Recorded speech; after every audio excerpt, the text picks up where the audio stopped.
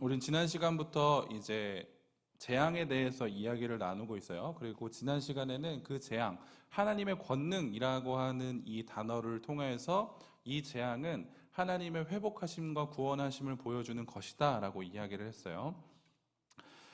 하나님의 권능이 회복과 구원으로 다가오게 되기 위해서는 반드시 전제되어야 될 것인데 그것이 무엇이냐? 우리는 하나님 안에 있어야 된다라고 하는 거예요. 세상은 인간을 두 부류로 나눌 수 있는데 첫 번째, 하나님 안에 있는 자와 하나님 밖에 있는 자로 나눌 수 있어요. 지금 표면적으로 봤었을 때 애굽이라고 하는 나라에는 엄청난 재앙이 이제부터 올 거거든요. 시작이 되었고. 근데 그 재앙은 하나님 안에 있는 자들에게는 구원과 회복의 메시지인 거고 하나님 밖에 있는 자들에게는 정말 말 그대로 재앙이에요. 사람은 누구나 재앙을 원하지 않죠. 사람은 누구도 한 사람도 예외 없이 재앙을 원하지 않아요. 그런데 이 재앙이 아니게 되려면 우리는 하나님의 섭리 안에, 하나님 안에 거하는 자가 되어야 한다라고 하는 사실이에요. 그래야지 이 모든 것들이 하나님의 권능, 하나님의 섭리, 하나님의 인도하심이다 라고 우리는 믿음으로 고백할 수 있고 그것을 통하여서 우리는 한 번 더 우리들의 신앙이 성장하고 성숙해질 수 있다라는 것을 우리는 지난 시간에 살펴보게 되었습니다. 이스라엘 백성들은 지금 어디에 머물고 있냐면 고센이라고 하는 땅에 머물고 있어요. 이스라엘 자손들이 왜 여기에 머물고 있냐? 창세기 앞으로 가면 요셉이 이제 야곱을 모셔오게 되죠. 아버지 야곱을 모셔오게 되면서 어떻게 이야기를 하냐면 아버지 아마 바로 왕이 당신에게 아버지에게 너희가 어디에서 거하고 싶냐라고 물어볼 수 있거든요. 그럼 그때 아버지 이렇게 대답하세요. 저희들은 목축을 하는 사람이기 때문에 그저 넓은 땅, 고센 땅이 참 좋을 것 같습니다. 라고 이야기하시면 됩니다. 라고 요셉이 먼저 야곱에게 언지를 주죠. 그리고 나서 정말로 야곱이 바로왕 앞에 섰을 때 바로가 묻게 됩니다. 너희들이 어디에서 거하길 원하느냐? 네, 저희는 목축을 하는 사람들이기 때문에 고센 땅이라고 하는 지역이 좋을 것 같습니다. 그 땅에서 저희가 조용히 살게요. 이야기를 하죠. 그래서 바로는 그래 알겠다. 그곳에 가서 너희들이 살아라 라고 이야기를 하게 됩니다. 그로 인하여서 그 땅에서 야곱의 자손들, 이스라엘 백성들은 부유해지고 부강해졌어요. 그 땅에서. 고센이라고 하는 지역을 학자들이 조금 유추를 해봤는데 애굽은 이렇게 나일강을 끼고 있거든요. 나일강. 당시 우리도 잘 역사를 배워서 알겠지만 나라가 부강해지려면 물이 굉장히 중요했죠. 물이 굉장히 중요해요. 그 물은 목축하는 사람들에게도 매우 중요합니다. 그래서 고센이라고 하는 땅이 아마도 나일강 지역에 근접해 있었을 것이다 라고 사람들은 많이 추측을 해요. 그랬기 때문에 요셉도 아마 그 고센이라고 하는 땅을 야곱에게 이야기했을 것이다 라고 이야기를 하죠. 그 말은 물이 있고 초목이 무성하고 내가 타지에서 오긴 하였지만 다시 한번 내가 나의 집을 일으킬 수 있는 기반이 잘 마련이 되어 있다라고 하는 뜻으로도 해석할 수가 있다라고 하는 거죠. 그런데 우리가 지난 시간에 살펴보았는데 첫 번째 재앙이 무엇이었냐면 나일 강이 피로 변하게 되죠. 그렇죠? 나일 강이 피로 변하게 돼요. 그런데 성경은 나일 강이 피로 변하여졌는데 이 사건으로 인하여서 불편을 겪는 백성은 애굽이라고 소개를 해요. 나일강이 피로 변했는데 당시 애굽 사람들에게 나일강은 굉장히 생수의 근원, 생명의 근원이라고 설명을 드렸어요. 그리고 그것을 우상 숭배했다라고도 이야기를 드렸죠. 나일강이 피로 변하여졌는데 상당히 고통받은 백성들이 누구였냐? 애굽이었다라고 이야기를 해요. 동의하죠? 그렇죠? 그 나일강은 애굽의 너무나도 중요한 자원이었기 때문인 것도 마찬가지예요. 그런데 제가 앞쪽에 고센 땅을 이야기하면서 고센도 나일강에 붙어 있었다라고 제가 방금 이야기를 드리지 않았습니까? 그런데 나일강이 피로 변하였음에도 불구하고 이스라엘 백성들이 어려움을 겪었다라고 하는 말은 나오지 않아요. 나일강이 분명히 피로 변하여졌는데 그것의 영향을 받을 수 있는 백성들 또한 이스라엘 백성들이었는데 이스라엘 백성들은 그로 인하여서 어려움을 겪었다더라 라는 말이 나오지가 않는다라고 하는 거예요. 더 나아가서 재앙이 쭉 시작이 되는데 개구리가 땅에서 올라오기 시작하는 재앙까지 우리가 보지 않았습니까? 그런데 그 재앙이 언급되면서도 이스라엘 백성들이 어려움을 당했다 이런 얘기는 나오지 않죠. 언제부터 이스라엘 백성들에 대해서 이야기가 나오냐? 티끌이 이가 되는 재앙에서부터 이스라엘 백성들의 지금 상황에 대해서 이야기를 해줍니다.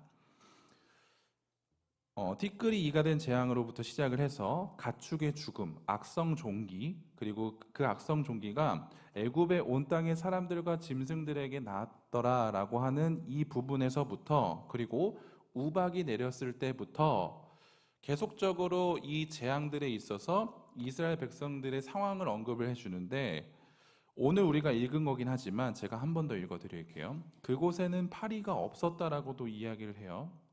그리고 이스라엘 가축은 하나도 죽지 않았대요. 애굽 땅에 있는 가축은 다 죽었는데 이스라엘의 가축은 하나도 죽지 않았고 고센 땅에는 우박이 내리지 않았다라고 이야기를 합니다. 분명히 애굽에서는 파리가 있었고 가축은 죽었고 우박이 내렸는데 고센 땅에서는, 이스라엘 백성들이 있는 곳에서는 그러한 현상들이 나타나지 않았어요. 왜 이스라엘이 거한 고센이라고 하는 지역에는 이러한 현상이 나타나지 않았을까요? 당연하게 우리는 질문해 볼 수 있는 거죠. 그 이유에 대해서 분명하게 오늘 이야기해 주는 게 무엇이냐면, 하나님께서 그 땅을 구별했기 때문이라고 우리들에게 일러줍니다. 구별이라고 하는 이 단어는 무엇이냐면 나누다, 분리하다, 구분하다라고 하는 기본적인 뜻을 갖고 있어요. 우리가 잘 아는 것처럼. 그런데 이 단어를 그냥 굉장히 단순하게 그냥 시각적으로 물리적으로 나누었구나 라는 식으로 의미를 해석하면 조금 섭섭해요. 이 단어가.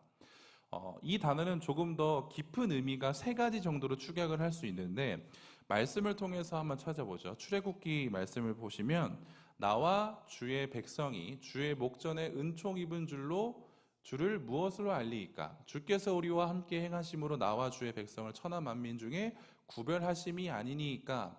이 구별이 오늘 단어에서 쓰인 구별과 동일한 단어거든요.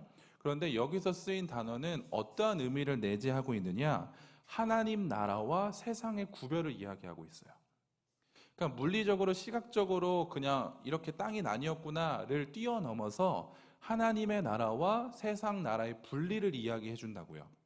이게 첫 번째 의미고요. 두 번째 의미는 시편으로 갑니다. 시편 4편을 보면 여호와께서 자기를 위하여 경건한 자를 택하신 줄 너희가 알지어다. 내가 그를 부를 때에 여호와께서 들으시리로다. 여기서 말하는 구별은 무엇이냐면 경건한 백성들과 세상 백성들의 구분을 나타내요. 경건한 백성들과 세상 백성들의 구분을 나타내요. 이것이 두 번째 의미입니다. 그리고 마지막 세 번째 의미, 출애굽기 11장 7절인데요. 그러나 이스라엘 자손에게는 사람에게나 짐승에게나 개 한 마리도 그 혀를 움직이지 아니하리니 여호와께서 애굽 사람과 이스라엘 사이를 구별하는 줄을 너희가 알리라 하셨나니. 이 출애굽기 11장은 어떤 내용을 담고 있냐면 마지막 10번째 재앙을 담고 있고 장자의 죽음을 담고 있어요. 그런데 애굽 땅에 있는 장자는 죽었는데 고센 땅에 있는 이스라엘 지역의 이스라엘 백성들의 장자는 죽지 않았죠. 그러므로 인하여서 이 의미는 죄와 사망과 어둠의 세력으로부터의 분리를 나타내요. 단순하게 땅이 나뉘었다, 여기서 저기가 이렇게 구별되어졌구나 라는 의미도 포함이 되지만, 이 단어 구별하다라고 하는 이 단어는 조금 더 깊은 의미를 담고 있다라고 하는 겁니다. 앞서 우리가 지금 방금 제가 이야기했던 것, 이스라엘이 어려움을 당하지 않았던 이유는 하나님께서 그들을 분리시키셨기 때문에, 구별하셨기 때문이다라고 제가 방금 언급을 드렸어요. 그러면 자연스럽게 또 한 가지의 질문이 생성이 돼요. 그것이 무엇이냐? 왜 그들을 구별하였는가에 대한 질문이에요. 하나님께서 이스라엘 백성들을 고센 땅을 구별하셨어요. 그런데 그 이유가 무엇이냐는 거예요. 왜 그 땅을 구별하셨을까? 여기에서도 우리는 어렵지 않게 답을 찾을 수 있어요. 왜냐? 이스라엘 백성들을 왜 구별하셨죠? 하나님의 백성이기 때문이에요. 하나님의 자녀이기 때문이에요. 이건 너무나도 명확한 거죠. 성경 곳곳에 하나님의 백성, 하나님의 자녀 굉장히 많이 언급을 합니다. 그리고 하나님께서는 친히 이스라엘 백성의 하나님이 되겠다라고도 말씀을 하세요. 그리고 시편의 기자는 어떻게 이야기를 하냐면 그는 우리의 하나님이시요 우리는 그가 기르시는 백성이며 그의 손이 돌보시는 양이기 때문에 그 음성을 듣는다라고 시편 기자는 이야기를 해요. 완전히 나는 철저히 하나님 나라의 백성입니다. 나는 하나님 나라의 자녀입니다. 라고 하는 것을 못 박아주고 있다라고 하는 거죠. 하나님의 백성이다. 성경 안에서 하나님의 백성이라고 하는 이 개념을 우리가 조금 살펴볼 필요가 있는데 화면 한번 보시죠. 땅과 하늘과 모든 민족의 주가 되신 야훼는 이스라엘의 하나님, 히브리인들의 하나님, 아브라함과 이삭과 야곱의 하나님이요 이스라엘의 야훼 하나님의 백성이며 그의 소유이며 그의 종이요 아들이요 양이요 신부이다. 하나님과 이스라엘의 이러한 관계는 혈통을 통하여 자연적으로 성립되는 것이 아니라 하나님과 이스라엘의 계약을 통하여, 달리 말하면 하나님의 은혜와 성실하심과 자비를 통하여 성립이 된다라고 이야기를 해요. 추격해보면, 요약해보자면 이스라엘 백성들이 하나님의 백성이 될 수 있는 이유는 그들의 혈통적인 문제, 외형적인 문제가 아니라는 거예요. 그들 안에 있다라는 게 아니에요. 그들이 하나님의 백성이 될 수 있는 이유는 마지막에도 언급됐지만 하나님의 신실하심, 하나님의 자비하심, 하나님의 성실하심 때문에 그들은 하나님의 백성, 하나님의 자녀가 되었다라고 언급을 해주는 거죠. 그래서 신명기는 이렇게 이야기를 해요. 화면 보시죠. 너는 여호와 내 하나님의 성민이라. 내 하나님 여호와께서 지상 만민 중에서 너를 자기 기업의 백성으로 택하셨대요. 7절이요. 여호와께서 너희를 기뻐하시고 너희를 택하심은 너희가 다른 민족보다 수효가 많기 때문이 아니니라. 너희는 오히려 모든 민족 중에 가장 적으니라. 여호와께서 다만 너희를 사랑하심으로 말미암아 또는 너희의 조상들에게 하신 맹세를 지키려 하심으로 말미암아 자기의 권능의 손으로 너희를 인도하여 내시되 너희를 그 종 되었던 집에서 애굽 왕 바로의 손에서 속량하셨나니라고 분명히 이야기를 합니다. 이 말이 무슨 말이냐면 신명기에서 지금 우리들에게 언급해 주는 것은 무엇이냐면 너희들이 하나님의 백성이 된 이유는 다른 게 아니야. 하나님으로부터 파생된 것들이 그 이유인데 그 이유를 세 가지로 이야기를 해요. 첫 번째는 뭐냐면 하나님께서 기뻐하신대요. 이스라엘 백성들이 하나님의 백성이 되는 것이 하나님의 기쁨이래요. 그래서 하나님께서는 그들을 택하셨다라고 이야기를 해요. 그리고 두 번째, 하나님은 그걸 사랑하신대요. 하나님은 이스라엘 백성들을 사랑하셔서 내 백성으로 삼으시겠다라고 이야기를 하시는 거죠. 그리고 마지막 세 번째, 조상들에게 하신 언약이 있대요. 조상들에게 하신 약속이 있대요. 그래서 하나님은 그 약속을 지키시기 위해 아브라함과 이삭과 야곱에게 하신 그 약속을 지키시기 위해 이스라엘 백성들을 나의 백성으로 삼으셨다라고 성경은 기록을 한다라고 하는 거죠. 이것을 정리를 해보면 하나님께서 이스라엘 백성들을 자기 백성으로 삼으신 이유는 철저하게 하나님의 주권적인 의지이다 라고 하는 것, 그리고 철저하게 하나님의 기쁨의 표현이다. 그리고 이 선택은 영원하고 절대 변하지 않는다. 그렇기 때문에 인간은 하나님의 그 선택에 대해서 저항할 수 없다라고 이야기를 해요. 하나님께서 이스라엘 백성들을 선택하셨어요. 하나님의 그 기쁘신 뜻 때문에, 그 사랑하심 때문에, 약속 때문에. 그런데 인간의 입장에서는 그것을 거부할 수 없다고요. 이걸 불가항력적이다라고 이야기를 해요. 인간의 입장에선 피조물인 우리들은 하나님께서 그렇게 하시겠다라고 하는 것에 왜요? 아니요? 싫어요? 라고 하는 반기를 들 수 없다고요. 이게 하나님의 주권적인 의지예요. 그런데 이것을 믿지 않는 자들이 존재하죠. 그것이 하나님 안에 있는 자들이 아니라 하나님 바깥에 있는 자들은 이 하나님의 주권적 의지를 믿지 않아요. 그래서 이렇게 이야기를 합니다.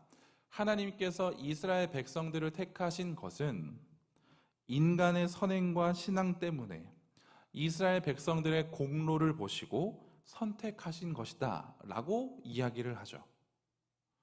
그런데 우리는 어느 정도 신앙생활을 했기 때문에 이 말이 되게 웃기다는 것도 알아요. 왜냐하면 구약의 성경을 보면 이스라엘 백성들이 하나님께서 선택하실 만한 그런 막 공로가 있나요? 행동들이 있나요? 너무 잘 믿었나요? 그런 건 아니잖아요. 우리가 계속적으로 이스라엘 백성들의 모습을 보면서 느끼는 건 뭐냐면, 와, 하나님은 정말 이러한 애들도 사랑하시네. 이 정도면 포기할 만도 하시는데 그럼에도 불구하고 끝까지 사랑하시네 라고 하는 놀라움을 발견하게 된다고요. 아브라함은 어땠나요? 자신의 목숨을 부지하기 위해서 누구를 팔았죠? 누이라고? 아내 사라를 팔았어요. 이게 믿음의 조상의 모습이 맞습니까? 사람들이, 믿음 없는 사람들이, 하나님 밖에 있는 사람들이 하나님의 주권을 의지하지 않고 믿지 않고 이런 식으로 이야기한다라고 하는 것은 우리들에게는 꽤나 우습게 여겨질 수도 있는 그들의 이야기다라고 하는 겁니다. 얼핏 들으면 맞는 말 같지만 절대적으로 틀린 말이죠. 그런데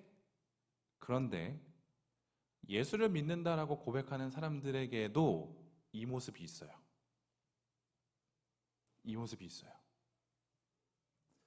우리 가운데 나 정도 되니까 하나님께서 나를 자녀 삼아 주신 것이다 라고 혹시 생각하는 사람이 있나요? 내가 이 정도 신앙생활 하니까, 내가 이 정도 하나님 앞에서 봉사하고 섬김하고 예배 드리니까, 그러니까 하나님이 날 선택하여 주신 거야 라고 생각하는 사람이 있나요? 없을 거예요. 근데 이걸 반대로 뒤집어 볼까요? 하나님이 날 선택한 이유는 없어. 왜요? 내 신앙이 별로 안 좋은데, 난 내 일상에서 정말로 하나님을 사랑하는 자답게 살지 않는데, 교회도 잘 나오지 않고 봉사하지 않고 성경도 읽지 않고 기도도 하지 않는데, 그런데 하나님이 날 선택하실까? 이 부분에 있어서 우리는 손들 수 있는 사람이 있어요. 그런데 오늘 본문은 분명하게 이야기를 해줘요. 무엇이냐면, 내가 이스라엘 백성들이 하나님의 자녀가 된 이유는 나에게 있지 않아요. 우리에게 있지 않아요. 누구에게 있다? 전적으로 하나님께 있다. 그게 하나님의 뜻이요, 하나님의 기쁨이요, 하나님의 사랑이요, 하나님의 주권이다, 하나님의 언약이다라고 하는 것을 오늘 본문은 우리들에게 이야기를 해준다라고 하는 것입니다. 그래서 디모데후서 1장 9절은 이렇게 말씀을 하죠. 하나님이 우리를 구원하사 거룩하신 소명으로 부르심은 우리의 행위대로 하심이 아니요 오직 자기의 뜻과 영원 전부터 그리스도 예수 안에서 우리에게 주신 은혜대로 하심이라. 우리는 이거를 종종 착각하기도 해요. 그런데 착각하지 마세요. 우리가 이 자리에 나와서 예배할 수 있는 이유는 전적으로 하나님의 은혜 때문이라고 하는 사실을 우리는 고백을 해야 합니다. 우리는 아무런 값 없이 하나님의 백성이 됐고 하나님의 자녀가 됐어요.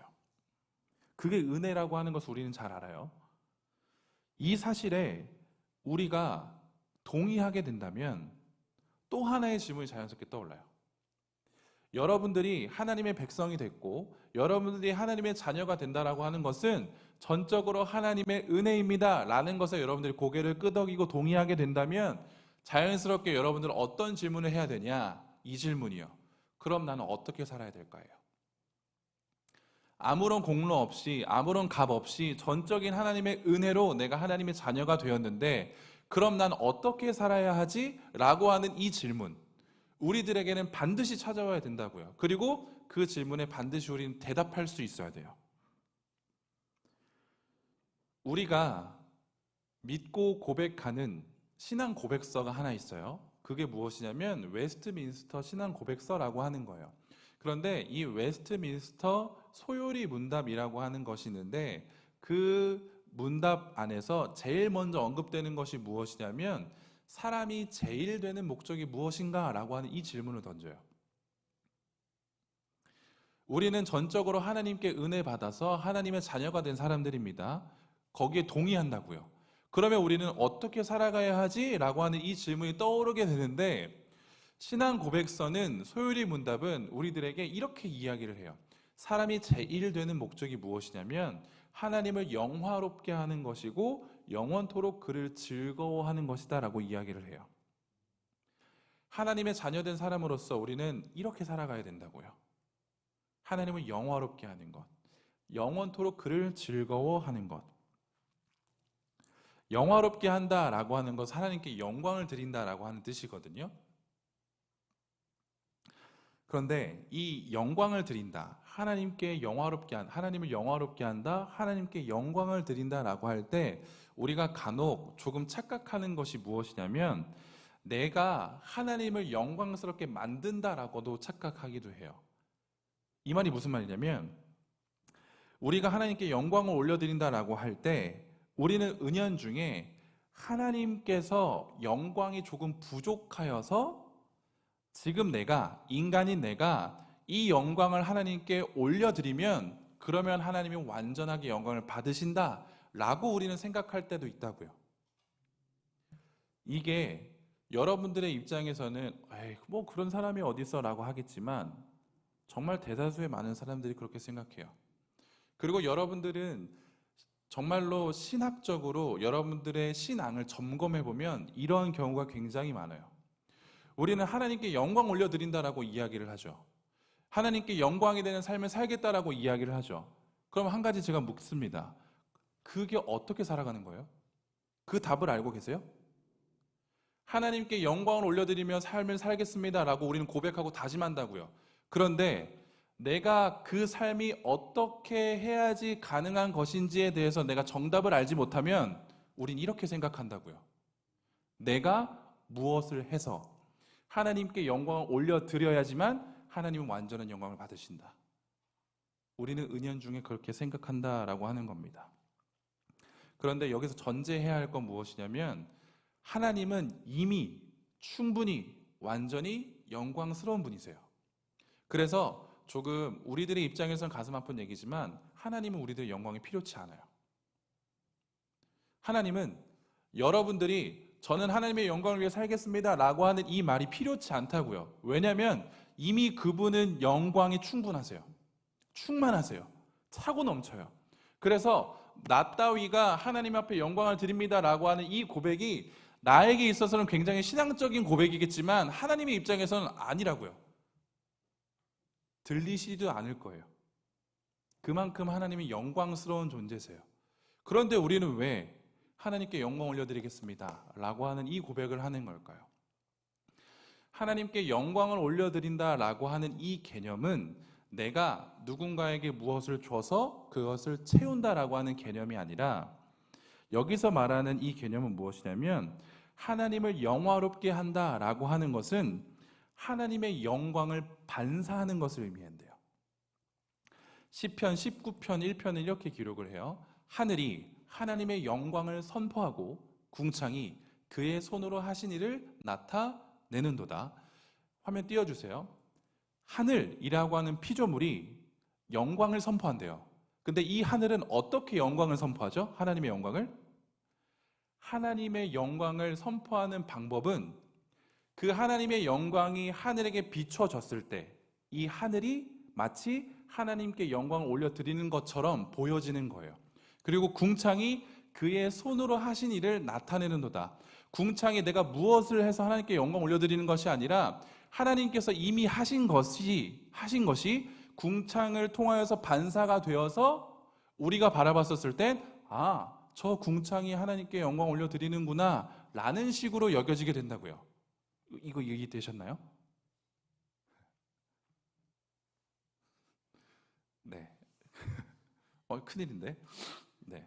자, 그러면 피조물들은, 인간을 제외한 피조물들은 이런 식으로밖에 하나님의 영광을 드러낼 수가 없어요. 자, 우리가 자연을 보면서, 나무를 보면서 와, 하나님 정말 멋지세요, 하나님 정말 짱이십니다 이렇게 찬양을, 영광을 올려드리잖아요. 저만 그러나요? 저 미친 사람 아니죠? 자, 이렇게 할 수 있는 건 뭐냐면 그 피조물들에게 하나님의 영광이 있기 때문이에요. 우리는 그 피조물을 보면서, 이것을 보면서 하나님의 영광을 보는 거예요. 얘가 무엇을 해서가 아니라 하나님의 영광이 여기에 있기 때문에 우리는 이것을 보고 하나님께 영광 올려드리는 거죠. 그런데 인간은 조금 달라요. 뭐냐면 인간도 물론 하나님의 영광을 반사하는 거지만 우리들에게는 조금 자발성을 주세요. 자, 이 말이 무엇인지를 한번 요한복음을 통해서 한번 보죠. 요한복음 17장 4절은 이렇게 기록합니다. 아버지께서 내게 하라고 주신 일을 내가 이루어 아버지를 이 세상에서 영화롭게 하였사오니. 이거 예수님께서 하신 말씀이거든요. 예수님께서 본인에게 본인의 삶을 놓고 이렇게 이야기하시는 거예요. 나의 하나님 아버지께서 내게 하라고 주신 일을 내가 어떻게 했대요? 이루었대요. 그래서 아버지를 이 세상에서 영화롭게 했대요. 예수님은 수동적으로 그냥 마치 반사판처럼 그냥 하나님의 영광을 그냥 반사하는 역할이었나요? 아니면 아버지의 뜻을 깨닫고 그것을 내가 의지적으로 능동적으로 무엇을 해서 아버지의 뜻과 나의 뜻이 합하여져서 그로 인하여서 세상에 하나님께 영광을 올려드렸나요? 전자인가요? 후자인가요? 후자예요. 예수님은 하나님의 뜻이 무엇인지를 먼저 아셨고 그리고 그것을 행하셨어요. 그 행함으로 인하여 세상은 아버지께 영광을 올려드리는 거죠. 자, 그럼 이걸 우리들의 삶에 대입해 봅시다. 우리는 먼저 하나님께 영광을 올려드리는 삶을 살기 위해서 무엇을 알아야 되죠? 하나님의 뜻을 알아야 돼요. 하나님의 뜻이 무엇인가를 우리는 알아야지만 하나님의 영광이 되는 삶을 살 수 있다고요. 그런데 여기서 하나님의 뜻을 알았다고 칩시다. 여기서 두 번째 중요한 건 무엇이냐면 어쩌면 저는 개인적으로 가장 우리들에게 있어서 인간에게 있어서 가장 중요하다고 봐요. 무엇이냐면 그 뜻에 그대로 하는 거예요. 하나도 빼지 않고 가하지 않고 그대로 하는 거. 하나님께서 예수님께 원하셨던 삶의 모습은 뭐였죠? 궁극적으로 죽는 거예요. 하나님께서 자기의 아들 예수를 이 땅으로 내려보내셨다고요. 왜요? 죽이려고요. 누구 때문에요? 나 때문에요. 예수님이 이걸 아셨어요. 아버지의 뜻이 무엇인지를 아셨다고요. 그래서 이 땅에 오셨죠. 근데 여기서 예수님이 나 하기 싫어요 라고 하면서 이렇게 행동하셨나요? 아니죠. 그는 철저하게 아버지의 뜻이 무엇인지를 알고 그 뜻에 순종했어요. 죽으라. 네. 주님, 이게 너무 어렵긴 합니다. 그런데 나의 뜻이 아니라 아버지의 뜻대로, 하나님의 뜻대로 해주세요 라고 하는 이 아버지의 뜻을 그대로 행하셨다고요. 그로 인하여서 누가 영광을 받는다? 아버지가 영광을 받는다. 우리도 마찬가지죠. 예수님께서는 아버지의 뜻을 이루는 것을 굉장히 기뻐하셨어요. 나는 죽지만, 나는 이 세상에서 고통을 받겠지만 그걸 중요하게 여기지 않으셨다고요. 왜냐하면 아버지의 뜻이 이루어지는 것이 나에게 가장 중요한 거기 때문에. 그래서 그것을 기꺼이 기쁨으로 감당하셨던 거죠. 하나님의 영광을 드러내기 위해서 필요한 것이 바로 이 태도예요. 하나님께서는 여러분들에게, 저에게 뜻을 주세요. 그런데 이 뜻을 여러분들 기쁨으로, 기꺼이, 자발적으로 할 수 있어야 돼요. 그렇게 살아가는 모습이 하나님께 영광을 올려드리는 모습이에요. 근데 우리들의 삶을 생각해 봅시다. 기꺼이, 기쁨으로, 자발적으로 나를 헌신할 수 있나요? 그게 좀 어려워요. 너무 어렵다고요. 그러면 어떻게도 이야기할 수 있냐?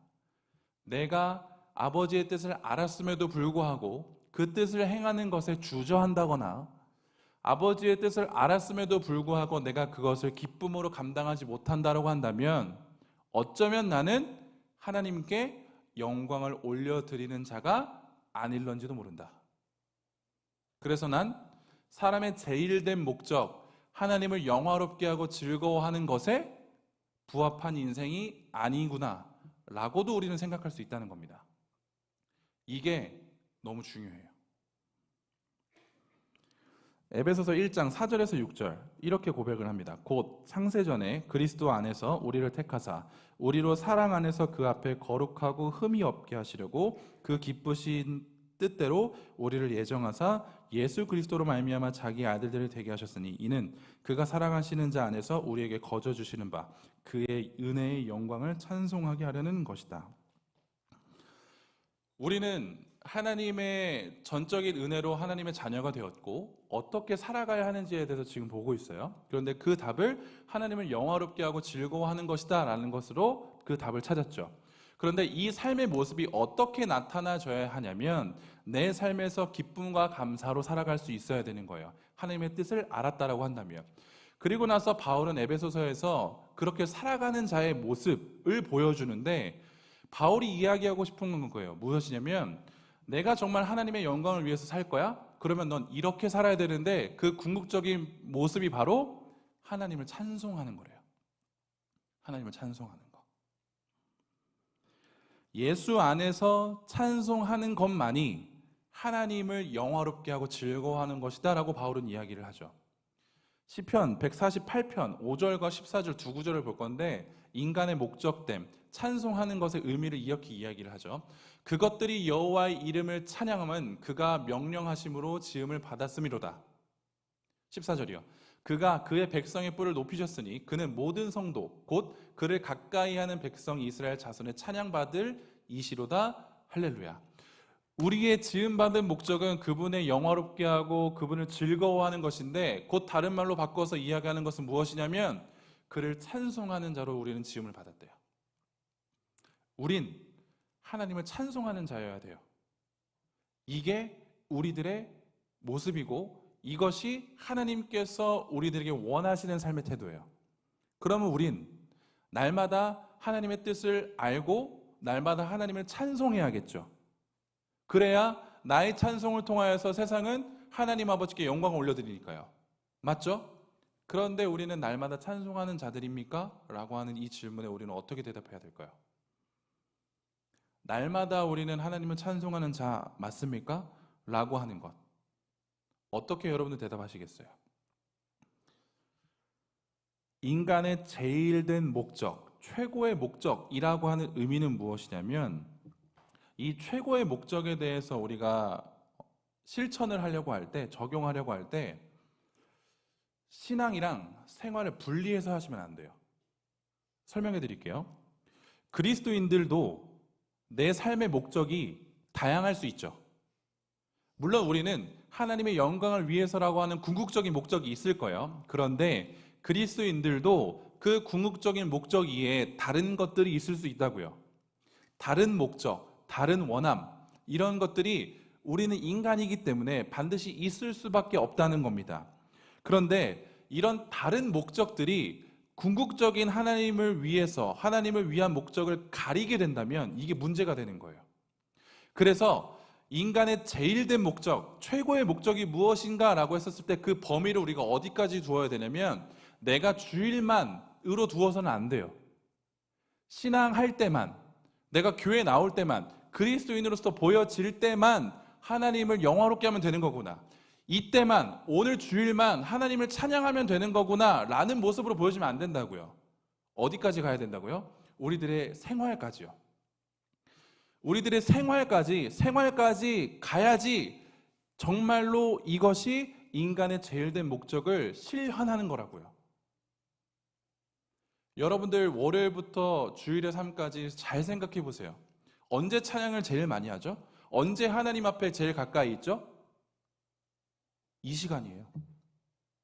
근데 우리는 이 주일 한 번 이 시간을 통하여서 만족해요.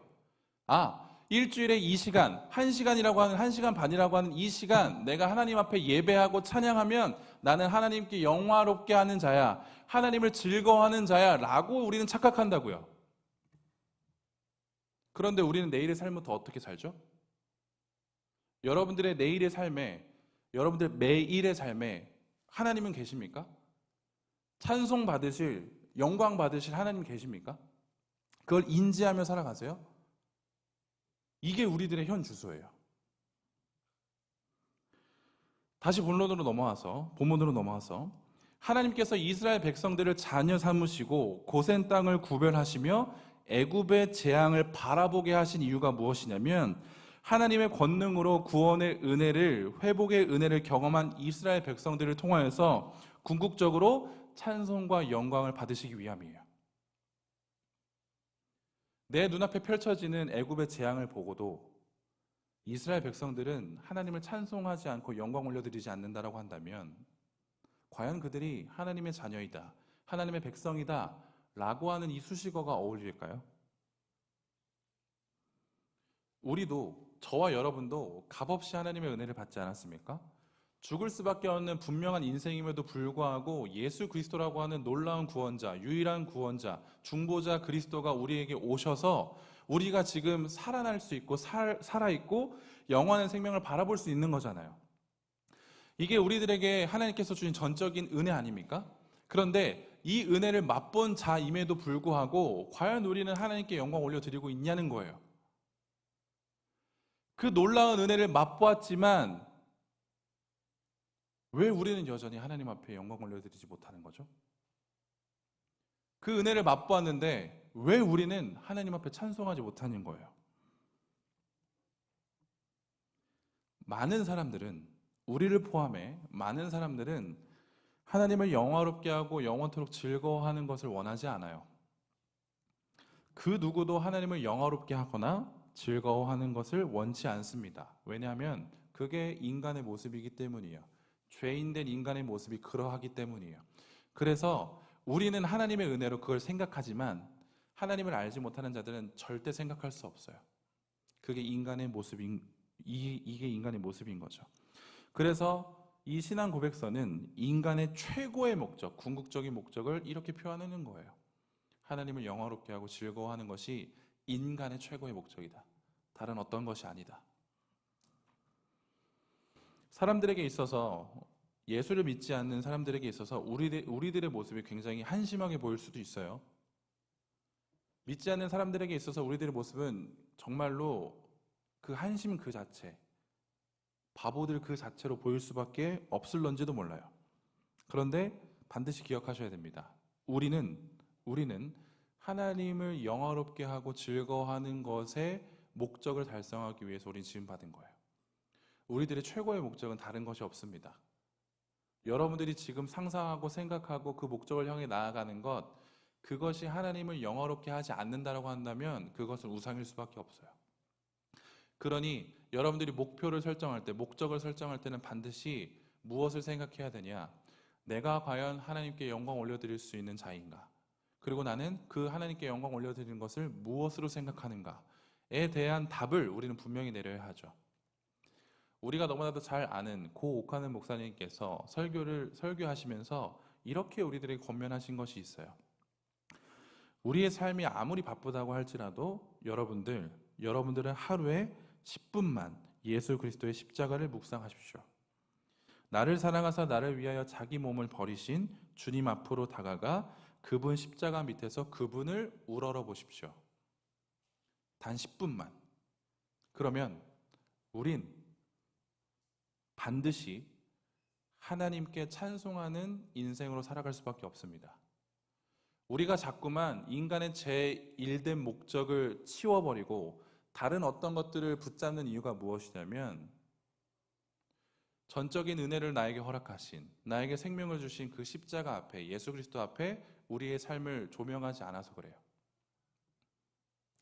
날마다 십자가 앞으로 나아가서 나라는 존재가 어떠한 존재인지, 이 존재를 어떻게 살려내셨는지, 어떠한 값으로 살려내셨는지에 대해서 내가 분명하게 고백할 수 있다고 한다면 우리는 반드시 당연스럽게 하나님을 찬양하는 인생으로 살아갈 수밖에 없습니다. 이것이 성경의 진리예요. 이것이 우리가 바라보아야 하는 하나님의 뜻입니다. 사랑하는 청년 여러분, 여러분들의 삶에 있어서 다양한 요소들이 우리들의 그러한 제일된 목적을 방해하려고 해요. 하나님을 찬송하는 것, 곧 하나님을 예배하는 것이겠죠. 하나님을 예배하는 것을 참 많이 방해하려고도 해요. 근데 그게 어쩔 수 없는 것 같아요. 어쩔 수 없어요. 그런데 이 어쩔 수 없음에 우리는 어떠한 마음을 가져야 되면, 지금 우리가 잘하고 있는 거구나. 이 예배를 지켜내기 위해서 우리가 고군분투해야 되는 거구나. 이 예배를 어떻게 해서든지 와해하려고 하는 사람들에게 있어서 우리는 이 예배를 지켜내야 하는 거구나. 우리가 이 자리에 나올 수 있는 것 단 한 가지밖에 없습니다. 예배하는 것밖에 없어요. 예배하기 위해서 나온 거예요. 예배하려고 나온 거예요. 다른 어떤 것 다 집어치우고 그냥 예배하려고 나온 거예요. 그것만 우린 생각하면 돼요. 청년의 때에 하나님을 예배하는 분명한 예배자로 세워지기를 간절히 소원합니다. 그 모습을 회복할 때 하나님은 우리를 기뻐하실 거고 우리 또한 하나님께 영광 올려드리는 삶이 될 줄 믿습니다.